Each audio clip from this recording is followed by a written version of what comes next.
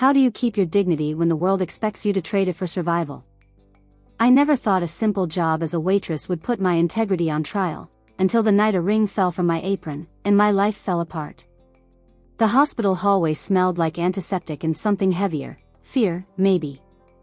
I remember clutching my diploma as I stood by my mother's bedside, her pale fingers wrapping loosely around mine. She smiled faintly, always trying to be strong for me. "You'll find something," she said, as if jobs were lying around like pennies on the sidewalk. I was a fresh graduate, top of my class, but the real world didn't care. Rent was due. My mother's treatment, stage 3 kidney failure, wasn't going to wait for the economy to improve. We needed money, fast. Not ambition. Not dreams. Just cash. That's how I ended up at Café Celine. It wasn't glamorous. A sleek little place downtown pretending to be fancier than it was, with twinkling lights and vintage lace aprons that never quite fit right. I got the job thanks to Margot, our building's neighbor who moonlighted as the cafe's administrator. She was one of those no-nonsense women who could read a person down to the marrow. "You're smart, but you're too proud," she said on my first day. "That'll help you survive. Or destroy you." She showed me the ropes, introduced me to the other staff. There was Emily, a quiet waitress with darting eyes who rarely spoke unless absolutely necessary. And then there was Brad, the bartender. Tall, charming, and full of reckless energy. He flirted from day one, and I fell harder than I liked to admit. For 2 weeks, he was everywhere, making me laugh on breaks, stealing moments behind the fridge. Then one morning, he didn't show up. He left with the events manager from the Hilton, Emily said without emotion. Said he wanted the easy life. It stung more than I thought it would. But I didn't have time to mope. Bills. Mom's meds. Survival. Then came the announcement. A private wedding. VIP guests. One of them an influential official rumored to have connections up to the governor's office. Café Celine was chosen for the intimate reception. Margot briefed us like it was a military op: be polite. Be invisible. And whatever happens, don't make waves. The day arrived. The café was transformed, white linens, fresh hydrangeas, champagne flowing like water. The official showed up late, already tipsy. Smug. Arrogant. He treated everyone like furniture, except me. At first, I thought I imagined it. The way his eyes lingered. The comments wrapped in politeness but dripping with something darker. By the third toast, he was slurring. "You're wasted in a place like this," he said, leaning far too close.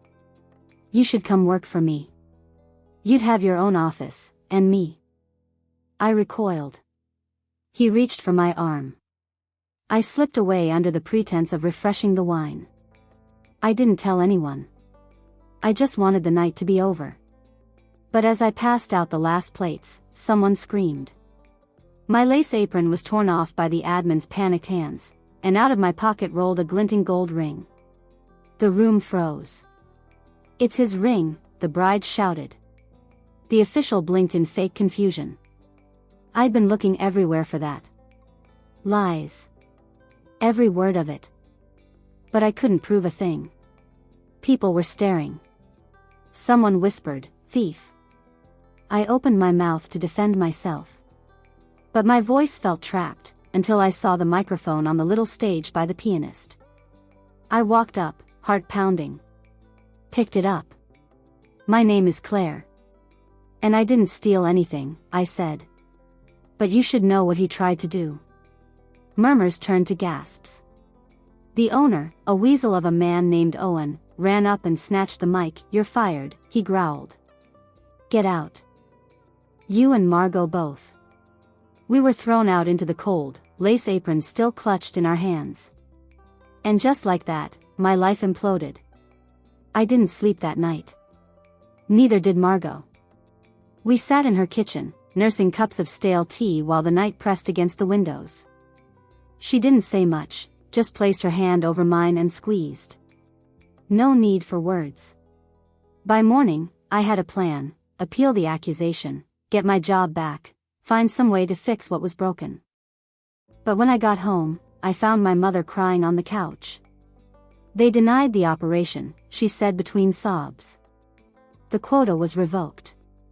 Someone made a call. I already knew who it was. We didn't have the money to go private. We barely had enough for groceries. That night, I sat with my mother and tried not to fall apart. But she surprised me. She took my hand, trembling but steady. "There's something I've never told you," she whispered. "You were never alone, Claire. You have family out there, more than you know." Before I could ask what she meant, she fell asleep from the pain medication. I wanted to scream, to break something, but instead I did the hardest thing: I waited. And the next morning, I went to the regional administration office. The receptionist looked at me like I'd brought the plague. "Appointment?" she asked. "No," I said, lifting my chin. "But tell Mr. Caldwell I've come to return what he tried to buy." I left an envelope at the desk. Inside, a photo of the motel room key, and a typed note. "Your wife deserves the truth. Here's where you told me to meet you." I didn't expect a response. But the next day, I got one. A woman called. Her voice was calm but icy. "I'm Mrs. Caldwell," she said. "Would you be willing to meet me?" We met at a quiet cafe across town. She was beautiful, composed, and far more intelligent than I expected. I told her everything: how her husband had cornered me, how the planted ring ended my job, how the operation quota vanished. She didn't blink. "You know," she said, stirring her coffee, "I've suspected something for a long time. But never had proof. Until now." I slid a piece of paper across the table: my mother's rejection notice. "He cancelled her quota to punish me," I said. "She could die." She folded the paper and slipped it into her purse like a weapon. "I'll handle it," she said. "But I need your help. Will you trust me?" I nodded. And so the plan was set. 2 nights later, she showed up at the motel instead of me. He didn't even hesitate when she walked in: he thought it was me. But when he saw her face, his entire posture changed. "You disgusting bastard," she said loud enough for the entire hallway to hear. "This is over." By the next morning, she had filed for divorce, and leaked a statement to the press: power should never be a weapon. Especially in marriage. And that's how I got a second chance. Her family came next. They were nothing like him. Wealthy, yes, but kind. Her brother, a health ministry official, pushed my mother's operation through within 48 hours. They even insisted we stay at their home during her recovery. It was the first time in years I'd seen a flower pot on a windowsill. Margot visited us the next day with a bottle of elderberry syrup and a sly smile. "Guess what, kid," she said. "I'm opening my own restaurant. New mayor's backing me. And you? You're not getting out of working for me just yet." We laughed, for the first time in what felt like months. Hope was a strange thing. It didn't shout. It whispered. And in that house, surrounded by strangers who felt more like family than my own ever had, I finally let myself breathe. But the story wasn't over. Not yet. The day my mother opened the little velvet box from the Caldwell family's matriarch, something shifted. Inside it, an old cross. Delicate. Identical to the one my mother had worn every day for as long as I could remember. I looked from one to the other. Then to the 2 women, my mother, still pale from surgery, and Mrs. Caldwell's mother, elegant even in age. Both wearing the same symbol, both staring at each other with a strange sort of recognition. It was Margot who whispered it first. "Those aren't just crosses. Those are answers." I didn't understand. Not until we all gathered at the hospital 2 days later. The Caldwell matriarch, Judith, sat quietly beside my mother. She had tears in her eyes before a word was spoken. "I gave birth to twin girls," she said. "But I was young, unmarried, and coerced. They told me I could only keep one. The other would be taken care of. I never knew where she went. My mother's hand trembled in mine. I was told I'd adopted a child left at the clinic, she said softly. No name. Just a birth date. A cross around her neck. I stood between them, speechless. Two mothers. Two halves of the same truth. And suddenly, I had a sister. Mrs. Caldwell wasn't just my ally. She was blood. Her eyes met mine. We're not just fighting for justice anymore. We're fighting for family. That week, we hit back. Armed with hospital records, adoption forms, and witness testimony, we went to the regional governor's office.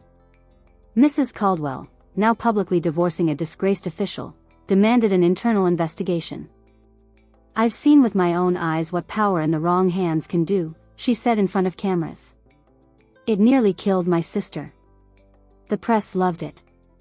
Headlines exploded, corruption in the region, ex-wife of official reveals systemic abuse, abandoned twin sisters reunited amid political scandal.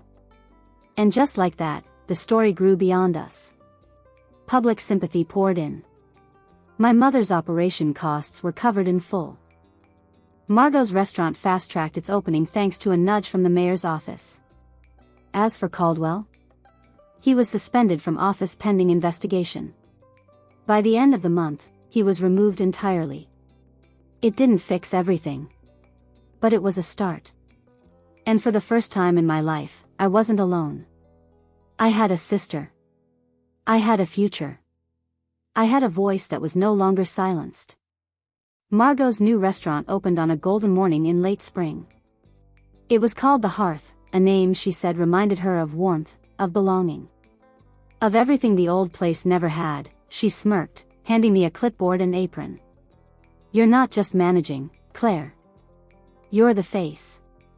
The grand opening was packed. Reporters came. Influencers posted. Locals who remembered me from the scandal stopped by just to say they believed me. Some brought flowers. Some brought their daughters. One woman hugged me and said, "My kid saw your speech with the mic. She told her teacher she wants to be brave like you." I nearly cried in the supply closet. The job grew fast. Within weeks, I was promoted to regional branch director. Margot joked I was her CEO in heels. I worked non-stop, but it felt different this time. Purposeful. Every table cleaned, every staff hired. It wasn't survival anymore. It was creation. And that's when he walked in. James. He came in during a lunch rush, in a pressed white shirt and a tie loosened just enough to hint at long days. I thought he was just another high-end guest until I caught him quietly helping an elderly woman carry her tray when she struggled. New investor, Margot whispered to me. Owns a chain of stores. Doesn't talk much. But he listens. I like that. Over the next few weeks, I saw him often. Always quiet. Always observant. Never flirted, never assumed.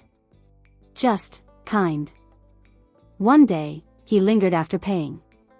"Claire," he said gently, "you built something special here." "So did you," I replied. His smile was slow, deliberate. "Maybe we could build something together?" It wasn't love at first sight. It was something steadier. Safer. After Brad, I didn't believe in fairy tales anymore. But James never tried to sweep me off my feet, he just walked beside me until I realized we were heading in the same direction. Meanwhile, the old cafe, the one that tossed me out like trash, was falling apart. Staff left in droves. Online reviews plummeted. Photos of cockroaches and late paychecks circulated. Owen, the cowardly owner, tried to rebrand and fail upward, but the scandal had stained him permanently. One afternoon, I passed by on my way home. The lights were dim. The window smudged. A handwritten, "Closed until further notice," sign flapped in the wind. I stood there for a long time, remembering how I once shook in that same spot, ring in my apron, shame in my throat. Now I just felt nothing. That place had tried to bury me. But here I was, blooming anyway. The first time James met my mother, he brought a bouquet of lilacs and a tin of homemade cookies he swore were baked by his own hands. My mother, ever skeptical, grilled him with lawyer-like precision from her hospital bed. By the end of the visit, she was calling him sweetheart and asking if we'd set a wedding date. James took it all in stride.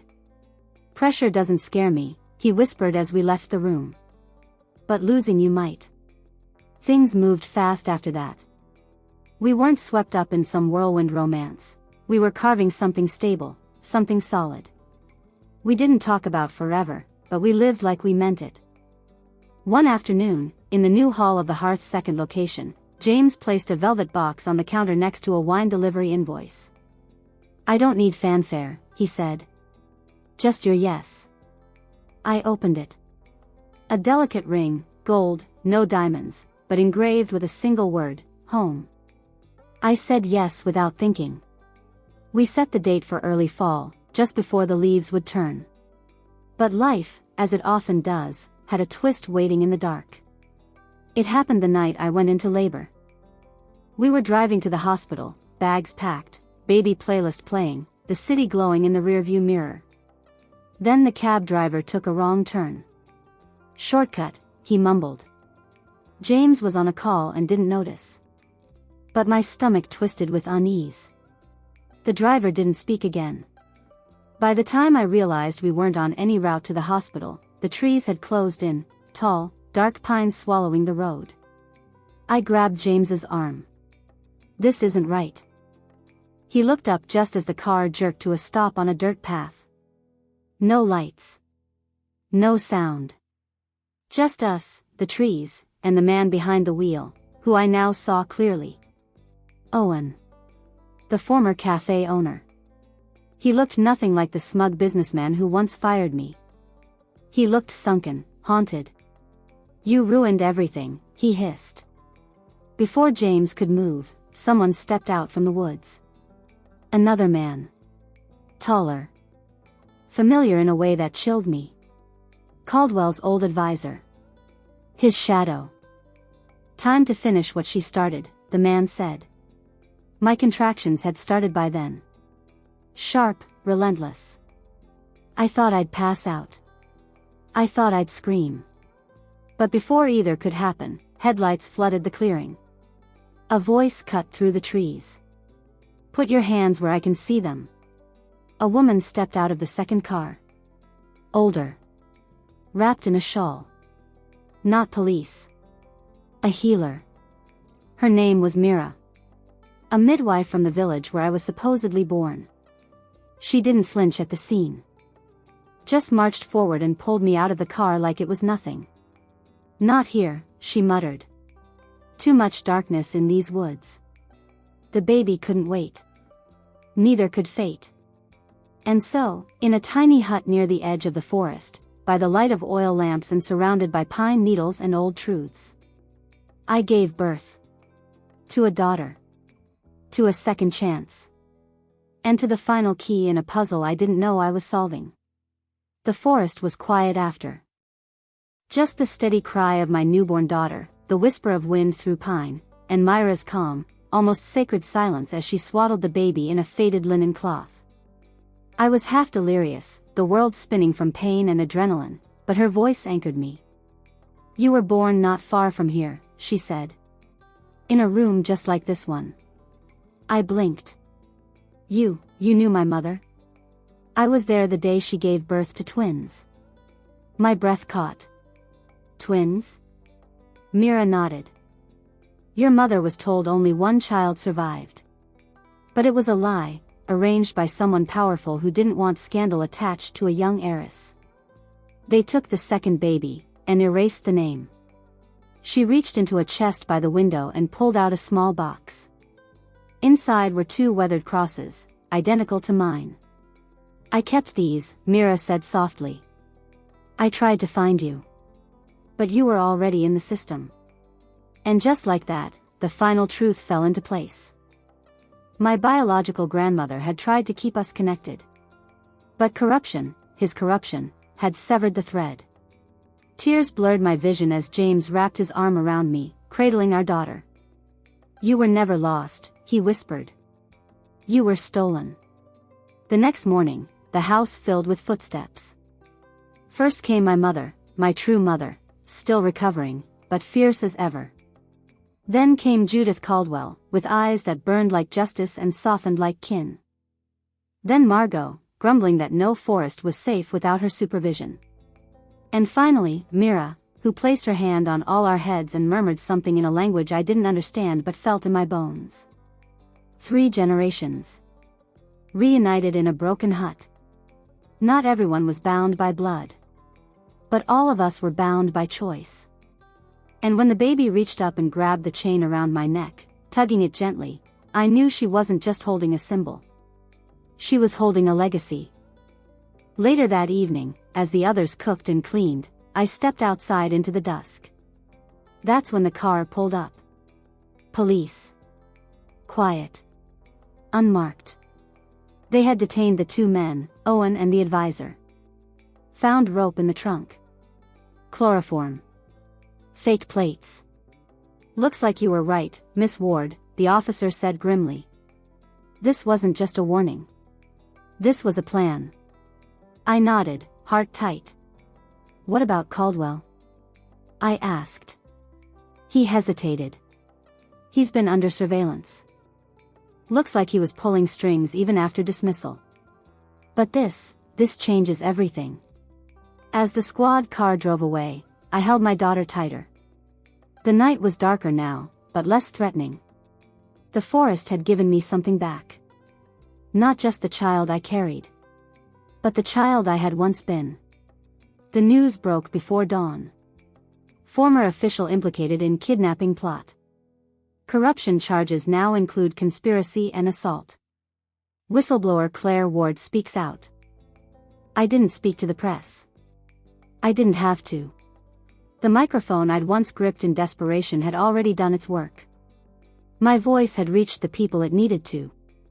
Now, justice had teeth, and it was hungry. Owen was arrested first. No bail. Footage from the woods. Phone calls traced. Messages recovered. Turns out desperation makes men reckless, and reckless men leave trails. Then came the advisor.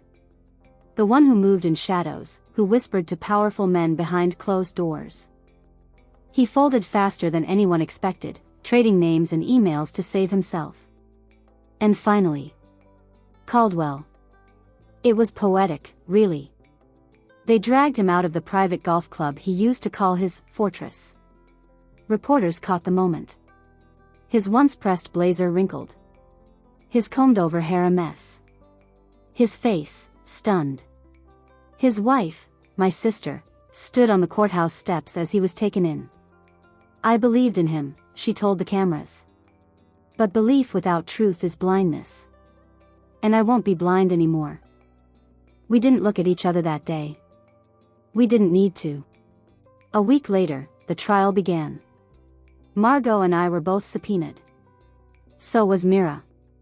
The case was strong: financial abuse, influence peddling, conspiracy to harm a protected whistleblower, and child trafficking charges tied to the illegal adoption scheme. I sat through the testimony like someone outside my own body. Until the judge asked me to speak. I was a waitress, I began.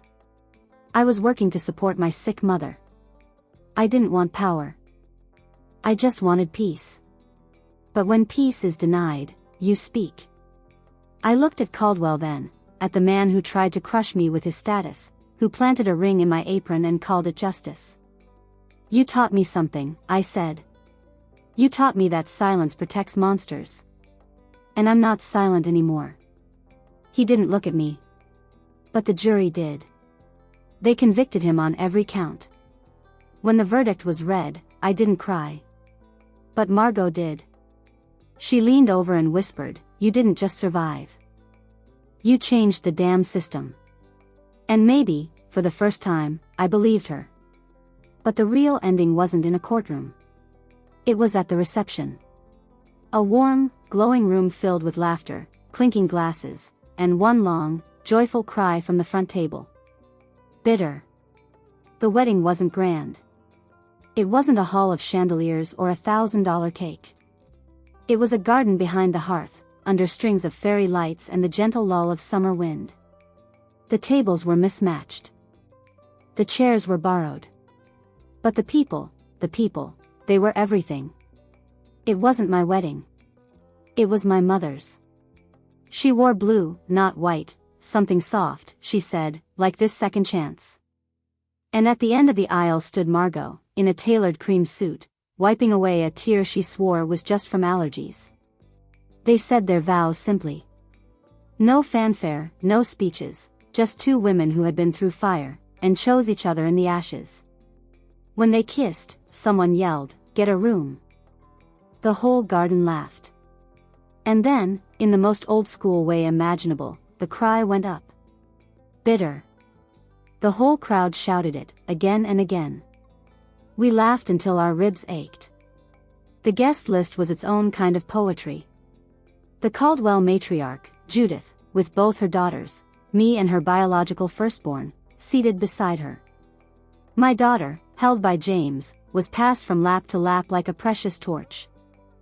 Mira sat near the end, her shawl draped over her shoulders, watching everything with quiet pride.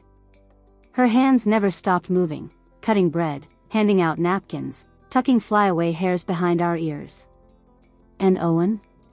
Caldwell? Gone. No seat at this table. Not anymore. Toward the end of the night, I found myself standing near the open kitchen door, the smell of garlic and herbs drifting in the air. Margot came up beside me, sipping a mocktail. Not bad for a kid who got fired in a lace apron, huh? She said. I laughed. Not bad for a woman who got her life back one plate at a time. She bumped her shoulder into mine. You ready to run the next branch? I already am. The stars came out slowly, one by one, like the lights above the tables. James found me in the quiet and slipped his hand into mine. Claire, he whispered, this is what you built. No, I said. This is what we saved. And I meant it. We saved each other. We saved our voices. We saved the truth. As the night wound down, someone turned on an old song and the garden turned into a dance floor. Laughter mingled with music, the baby snuggled close to my chest, and for the first time in my life, I felt it. Wholeness. Peace. Not perfection. Just peace. I glanced around one last time, Margot dancing with my mother.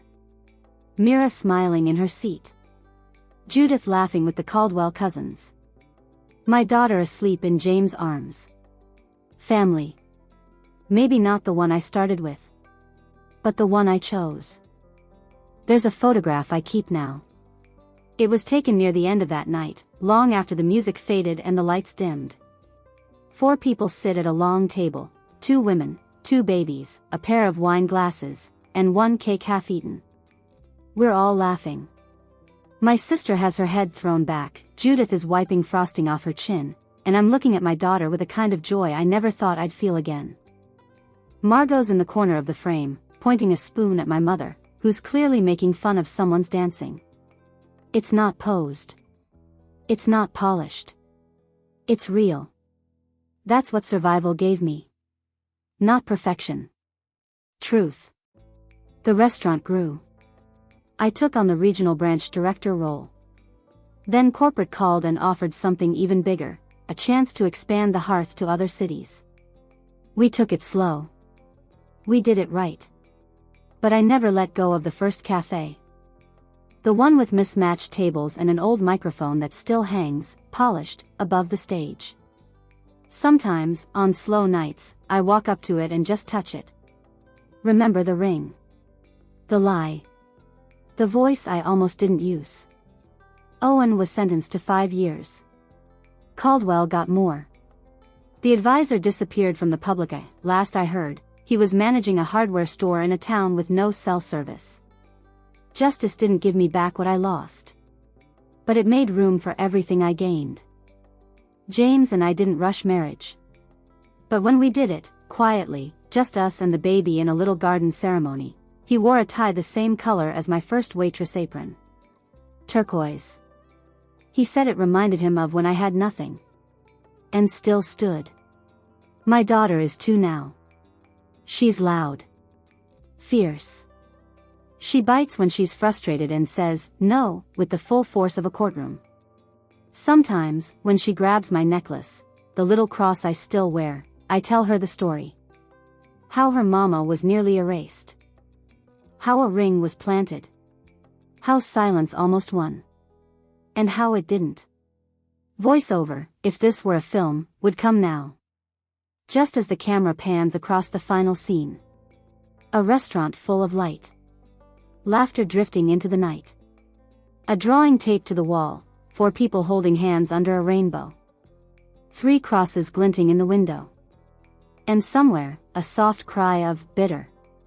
Voice, Claire, good doesn't always arrive first. Or loudest. But it endures. And in the end, it always outlasts the dark.